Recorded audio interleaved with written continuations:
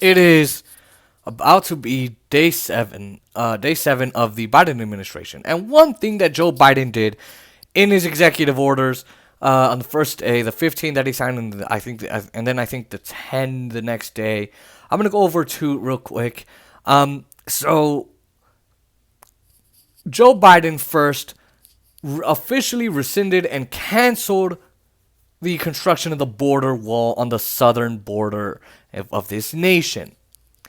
Uh, Now, this is a great thing because, well, so he rescinded the national emergency because Trump thought there was a national emergency at the border, but he didn't think there was a national emergency when the pandemic killed 400,000 Americans, which is now at about 412, 420, 420,000.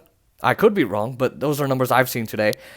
And so he wrongly used the national emergency, took money from FEMA and other departments in the government to fund the border wall instead of what it's supposed to be used for.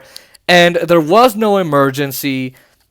There has never been an emergency at the southern border, but Republicans needed to say that for, in order to feed the red meat to the base. So maybe there's another reason, but that's it. And to be racist, xenophobic people. Okay, well, so Joe Biden rescinds the national emergency. Great. That means that we're going to stop wastefully taking money from FEMA and other organizations in the government. But now it stops the construction of the border wall too. But this is only temporary. It's only a temporary thing. And I'll tell you why. No, I'm sure Joe Biden does not want to construct the border wall even more.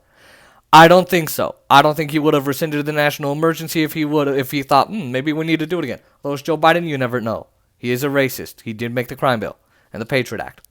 Anyway, so Joe Biden had to make this a temporary thing because of contracts. It all has to do with contracts. You see, when you cancel a project like that and you hire contractors as the United States government, and there's a dog here, so that's why you hear that if you do. So whenever you make a contract with anybody as the United States government, you can't just come out and say, oh, yep, we're going to stop it, no more, goodbye. Okay, good, we're done, right? So for now, it's going to be just halted, just nothing going on the southern border for that in terms of the wall. And when you make that contract, you now owe those people money. So even though Joe Biden never wanted the freaking border wall, he had to stop it, rescind the national emergency, halt it, because now Joe Biden needs time. It's going to give him time to figure things out, make deals with the contractors, and find a way to pay them whatever lump sum of money he owes them as the head of the government. And as contracts go in the United States government, there are stipulations that say for whatever reason you owe this much money to this person or that company. So the construction companies, the building companies, whatever they were doing, now he owes them money. The U.S. owes them money, particularly, not Joe Biden. So he doesn't want to just halt it forever and not pay the contractors, because then you're going to get hit with a bunch of lawsuits saying, well, you didn't pay us. So that's where Joe Biden is right now. That's where the border wall is right now. So is it a good thing from Joe Biden? Yes, it is. But is it awesome? Is it going to help the American people? No. Are we stopping the wasteful spending? Sure. But we're also continuing the wasteful spending of money on giving tax cuts to the rich, more war and more drone programs, all of that.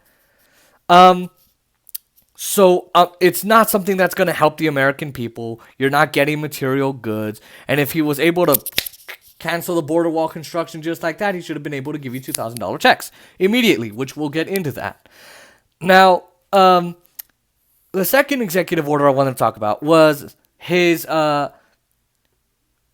reversal of the memorandum executive order that Donald Trump put in banning transgender individuals from serving in the military.